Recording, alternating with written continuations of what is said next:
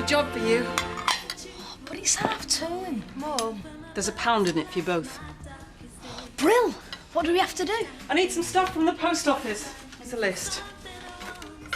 Easy money. Come on, Andy. Actually, I don't feel like it. I'll stay here. Oh, come on, it's only down the shop. Nothing. What's going on? I've got a bit of an headache. Well, I'm sorry. Are you okay? Yeah, it's nothing. Oh, well, forget it. I'll pop down there at lunchtime. No, don't worry. I'll go. There's someone I want to see in the village anyway. More coffee. Thanks for staying over. No problem. Not that I got much sleep. No, me neither. I keep thinking back to the night of the robbery. I feel such a fool. Steve made sure I'd be here so I'd be his perfect alibi. It's a bit of a high-risk strategy. That's why it's so clever. Steve disappears upstairs for half an hour and it never even occurs to me that he could be somewhere else. Hang on, aren't we letting our imaginations run away with us a bit? Kathy's identified him. That's the only explanation. But what if she's confused? I mean, what if it's a false memory brought on by the concussion? Why? Why would Kathy accuse Steve unless she was absolutely certain? Kathy isn't the malicious kind. I think you have to face it, Kim. Steve did it. No. Okay. I have done a lot of bad things. But when I married Steve, I thought, this is it. I'm safe. I don't have to fight and cheat and scheme anymore. I know. All this time, he must have despised me so much. You couldn't have known. So why did I marry him?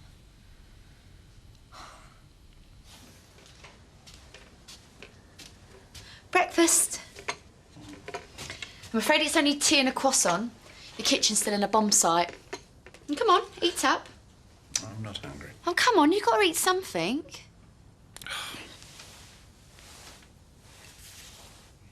Oh, this thing smells of smoke. Come on, it's not like you. We've got things to do. Well, what would they be? Well, like phoning the insurance for one. Well, what's the point? By the time the money comes through, the malt shovel will have got on my trade. Oh, it's hopeless, Tricia. Woolpack's finished. Well, you can't just lie around in your pyjamas all day. Why not? After all, I am a publican. And although it may have escaped your notice, I no longer have a pub. Morning, Mrs. Marchant. What's happened? I have a warrant to search your property. Fine. Just try not to make too much of a mess. Clean upstairs. You round the back. Yeah. Come on, sweetheart, let's get your coat. I'll be back. Bye-bye. I appreciate your cooperation, Mrs. Marchant. Look, Inspector, perhaps I can save you a whole lot of trouble. Yeah?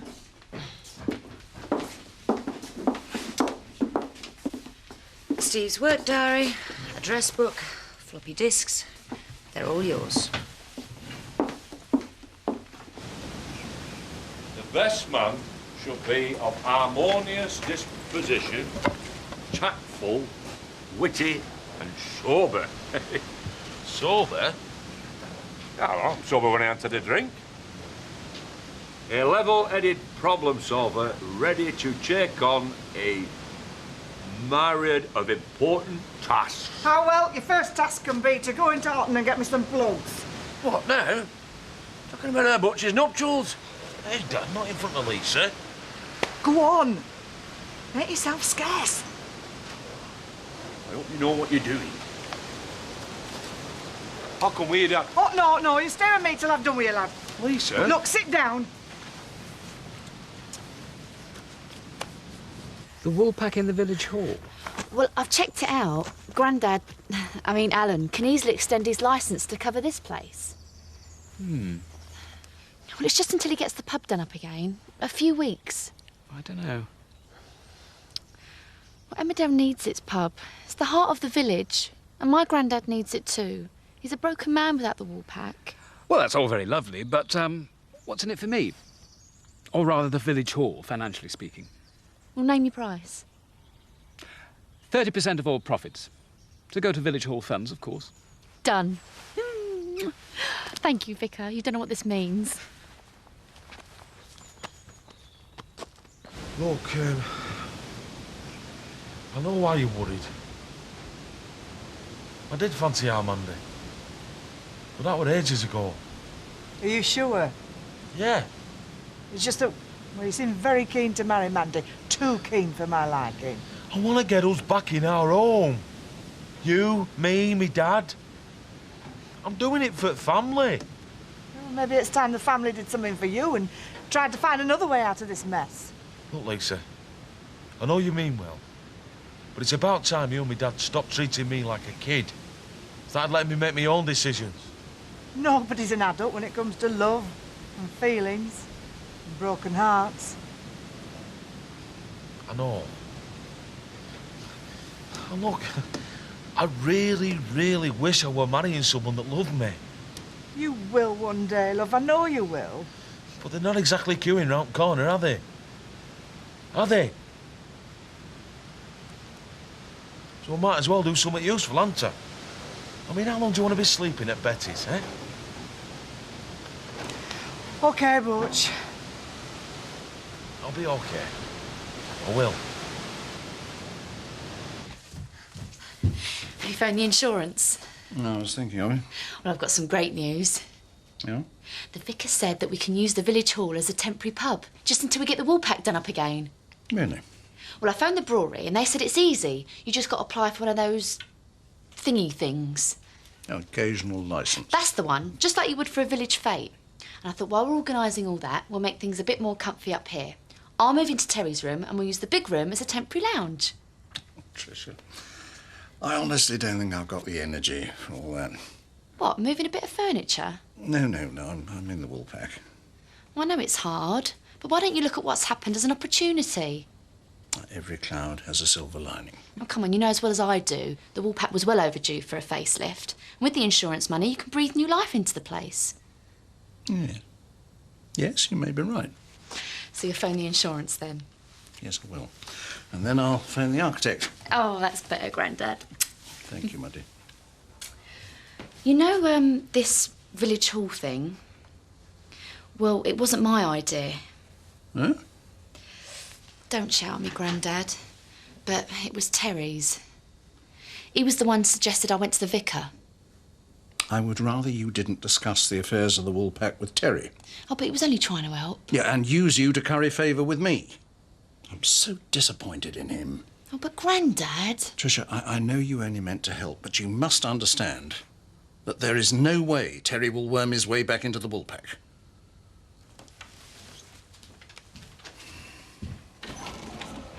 Ned, Hey, lad.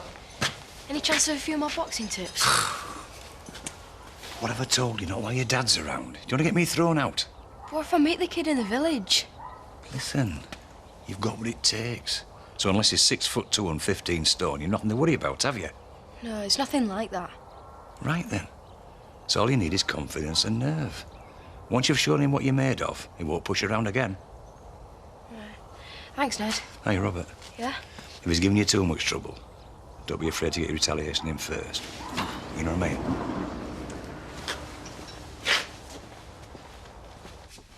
So why'd you tell Al it was my idea? I had to do something to make it up to you. What do you mean? Come off it, Terry. You know as well as I do. The fireworks, the lock-in, it was all down to me. I were in charge. I could have stopped it at any time. Yeah, well, the least I could do was try and get your job back, even if he did nearly go ballistic at me for suggesting it. Thanks.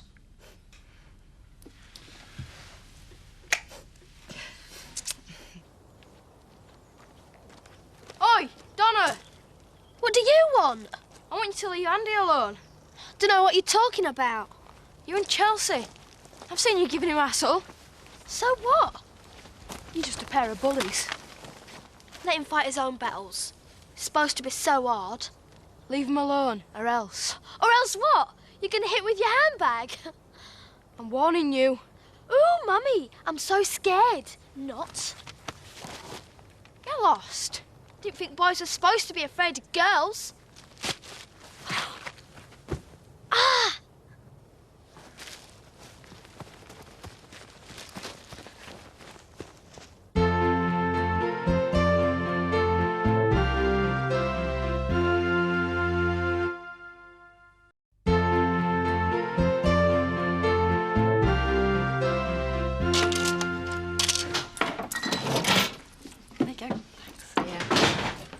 Here, tell. You done us a big favour when you blew up the Woolpack.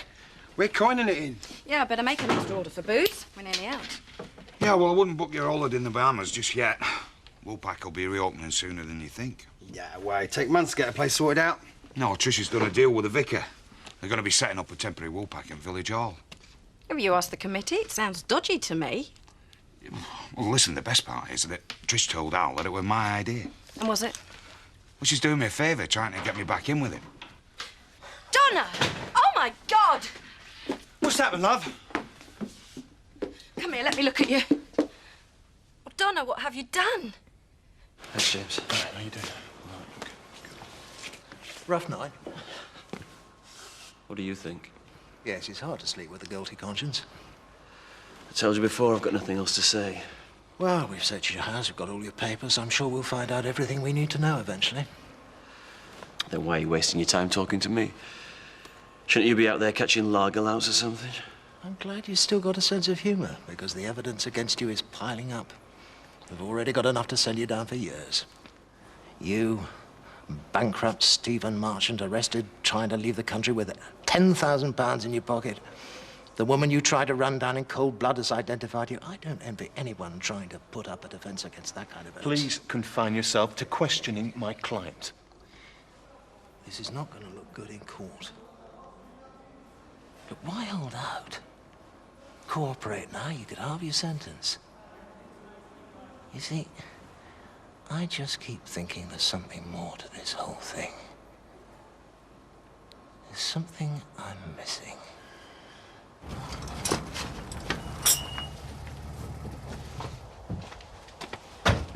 Oh, Viv. Nice to see you up here. Oh, I don't think so. What's going on? My little Donna is lying bruised and bleeding in our front room. Oh, I'm sorry. Who are you? What kind of mother are you, bringing up your lad to hit innocent little girls? You talking about Andy? Minding her own business she was, and your boy Robert came up and smashed her in the face. Robert? Practically knocked her out. I think there has to be some kind of misunderstanding. Well, I want compensation and an apology, otherwise I'm calling the police. Let me go and find Robert. Get his side of the story, then I will come down to the village and I'm sure we can sort this out. Talking's no use. What he needs is a good hiding. That'll teach him not to go throwing his fists around.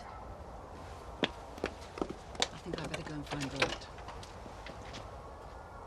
Ned! What the hell have you been playing at? Chris? Sorry, I know you need those projections. I'll have them with you in an hour, I promise. It's nothing to do with that. No? It's Kim. Ah. I'm going to enjoy this. Now, run me through the list of charges, slowly. Then I can work out roughly how long she'll be behind bars. Well, they've charged Steve. He's in custody. Marvellous. Now, how about Kim?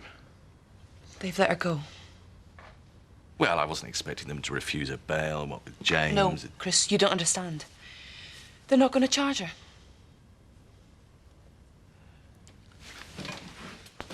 Chris? Chris?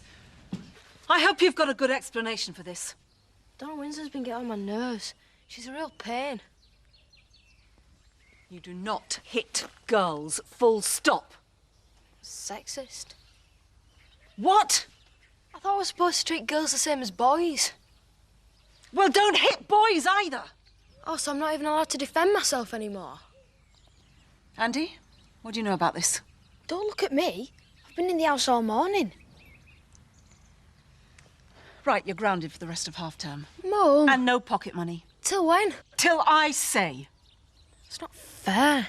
Now, go into the house before I really lose my temper. Come back inside, Chris. It's too cold to sit out here. Can't believe it, Laura. She slipped through the net again. There's nothing you can do. It's a matter for the police now. What do they know? It's time to let go, Chris. I can't. Not while she's still around. I feel so damned helpless. Then let go. Why torture yourself? You're right. Maybe I should leave Emmerdale.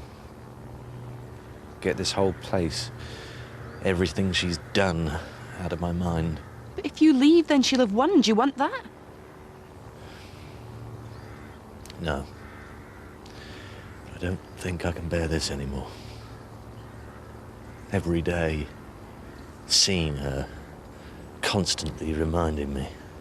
You're tearing yourself apart, Chris. You have to let this go.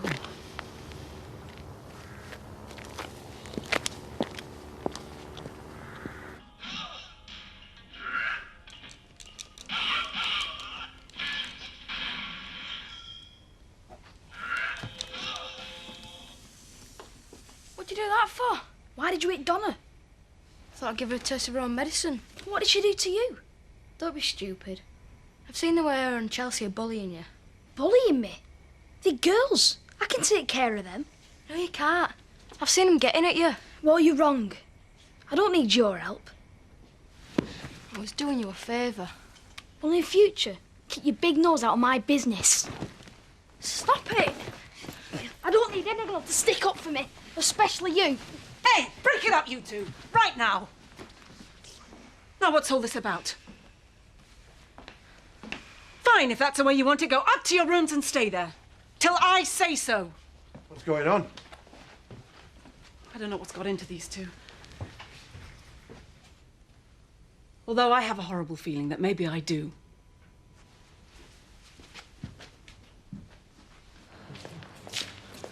Hi. Look. Here's Steve. Oh, yeah. Oh. What'd you bring James for? He was missing you. I'm missing you too, big man.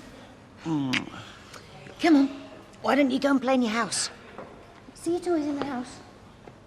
Here you go. Mummy and Steve have got to talk.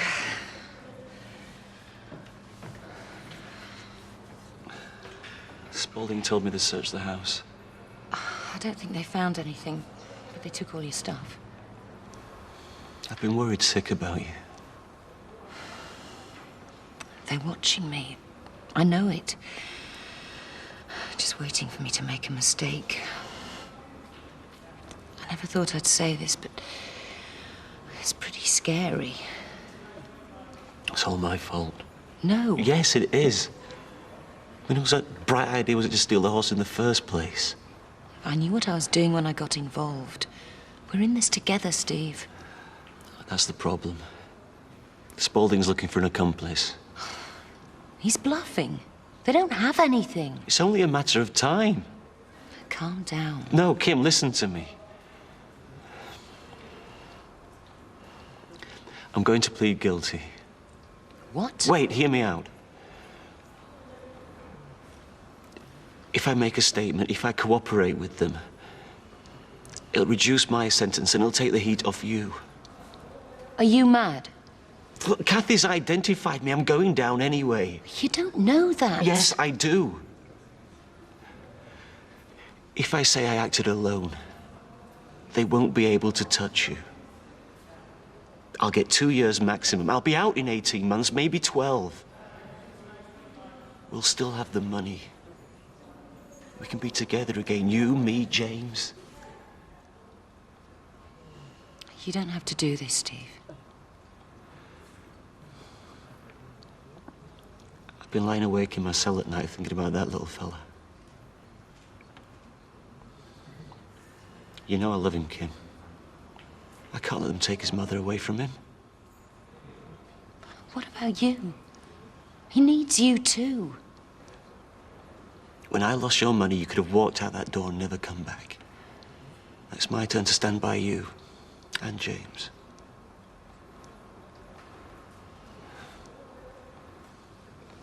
I love you, Kim. I love you too, Steve. Why do I sing my song so loud? 'Cause I want to, 'cause I want to. Someone's happy. Hey, I'm not just happy, Vicar. I'm really happy.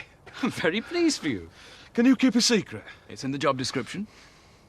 Look, I shouldn't really tell you this, but if I don't tell someone, I'm going to explode. I'm listening. I'm getting married.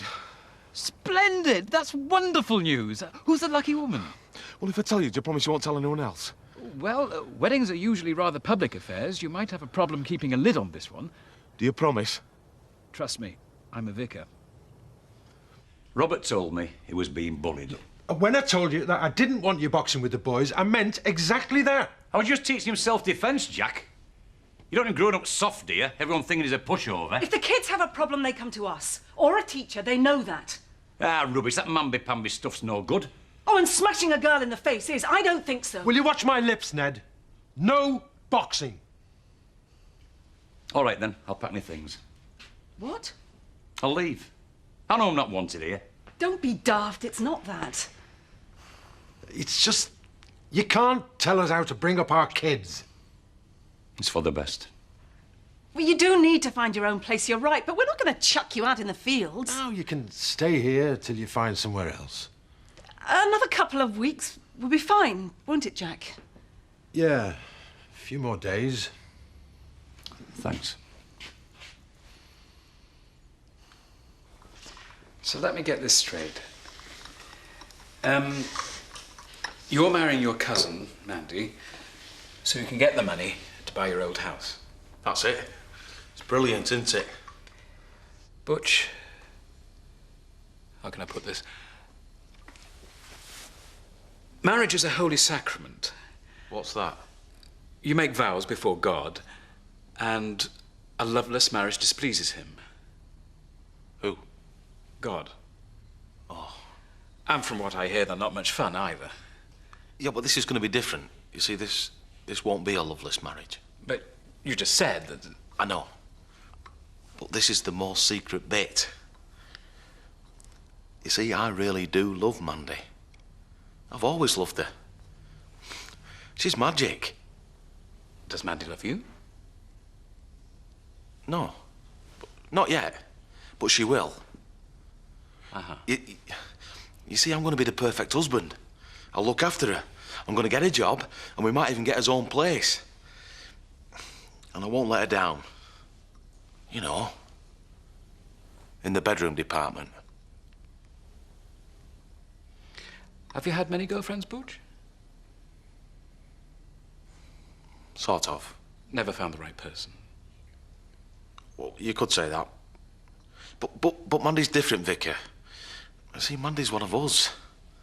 She's a dingle. I know that people in this village think that I'm a clown. But I've never been more serious in my life.